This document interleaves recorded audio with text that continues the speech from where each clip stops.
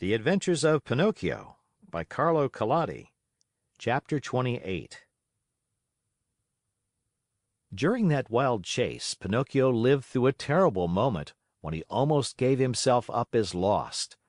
This was when Alidoro, that was the Mastiff's name, in a frenzy of running, came so near that he was on the very point of reaching him. The Marionette heard, close behind him, the labored breathing of the beast who was fast on his trail, and now and again even felt his hot breath blow over him. Luckily, by this time he was very near the shore, and the sea was in sight, in fact, only a few short steps away. As soon as he set foot on the beach, Pinocchio gave a leap and fell into the water. Alidoro tried to stop, but as he was running very fast, he couldn't, and he too landed far out in the sea. Strange though it may seem, the dog could not swim. He beat the water with his paws to hold himself up, but the harder he tried, the deeper he sank. As he stuck his head out once more, the poor fellow's eyes were bulging, and he barked out wildly, "I drown! I drown!" "Drown!" answered Pinocchio from afar, happy at his escape. "Help, Pinocchio! Dear little Pinocchio! Save me from death!" At those cries of suffering, the Marionette, who after all had a very kind heart, was moved to compassion. He turned toward the poor animal and said to him, "But if I help you, will you promise not to bother me again by running after me?" "I promise! I promise! Only hurry, for if you wait another second, I'll be dead and gone!" Pinocchio hesitated still another minute. Then, remembering how his father had often told him that a kind deed is never lost, he swam to Alidoro and, catching hold of his tail, dragged him to the shore. The poor dog was so weak he could not stand. He had swallowed so much salt water that he was swollen like a balloon. However, Pinocchio, not wishing to trust him too much, threw himself once again into the sea.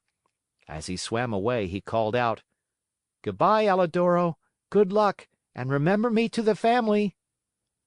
"Goodbye, little Pinocchio," answered the dog. "A thousand thanks for having saved me from death. You did me a good turn, and in this world what is given is always returned. If the chance comes, I shall be there." Pinocchio went on swimming close to shore. At last he thought he had reached a safe place. Glancing up and down the beach, he saw the opening of a cave out of which rose a spiral of smoke. "In that cave," he said to himself, "there must be a fire. So much the better.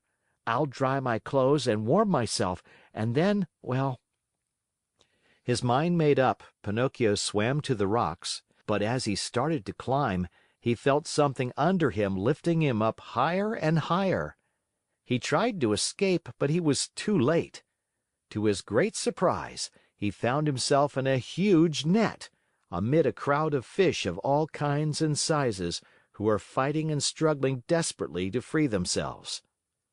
At the same time, he saw a fisherman come out of the cave, a fisherman so ugly that Pinocchio thought he was a sea monster. In place of hair, his head was covered by a thick bush of green grass. Green was the skin of his body, green were his eyes, green was the long, long beard that reached down to his feet. He looked like a giant lizard with legs and arms. When the fisherman pulled the net out of the sea, he cried out joyfully, "Blessed Providence! Once more I'll have a fine meal of fish." "Thank Heaven I'm not a fish," said Pinocchio to himself, trying with these words to find a little courage.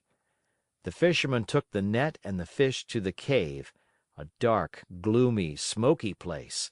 In the middle of it, a pan full of oil sizzled over a smoky fire, sending out a repelling odor of tallow that took away one's breath.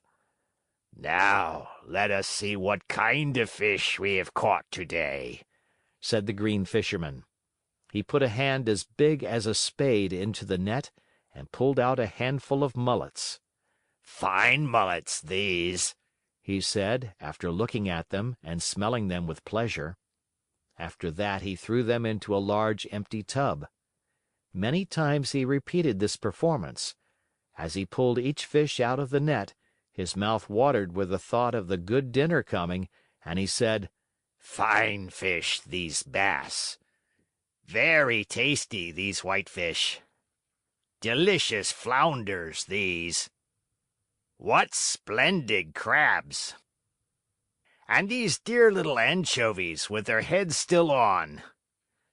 As you can well imagine, the bass, the flounders, the whitefish, and even the little anchovies all went together into the tub to keep the mullets company. The last to come out of the net was Pinocchio.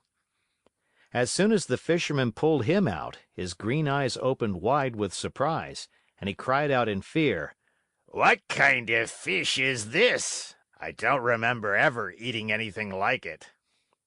He looked at him closely, and after turning him over and over, he said at last, I understand. He must be a crab.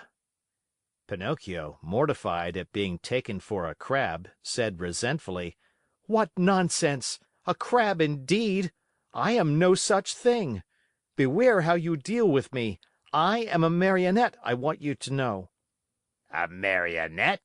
Asked the fisherman. I must admit that a Marionette fish is, for me, an entirely new kind of fish. So much the better. I'll eat you with greater relish. Eat me? But can't you understand that I'm not a fish? Can't you hear that I speak and think as you do? It's true, answered the fisherman. But since I see that you are a fish, well able to talk and think as I do, I'll treat you with all due respect. And that is? That, as a sign of my particular esteem, I'll leave to you the choice of the manner in which you are to be cooked. Do you wish to be fried in a pan, or do you prefer to be cooked with tomato sauce? To tell you the truth, answered Pinocchio, if I must choose, I should much rather go free so I may return home. Are you fooling? Do you think that I want to lose the opportunity to taste such a rare fish? A Marionette fish does not come very often to these seas. Leave it to me. I'll fry you in the pan with the others. I know you'll like it. It's always a comfort to find oneself in good company. The unlucky Marionette, hearing this, began to cry and wail and beg. With tears streaming down his cheeks, he said, How much better it would have been for me to go to school! I did listen to my playmates and now I am paying for it. Oh, oh, oh! And as he struggled and squirmed like an eel to escape from him, the Green Fisherman took a stout cord and tied him hand and foot, and threw him into the bottom of the tub with the others. Then he pulled a wooden bowl full of flour out of a cupboard and started to roll the fish into it, one by one.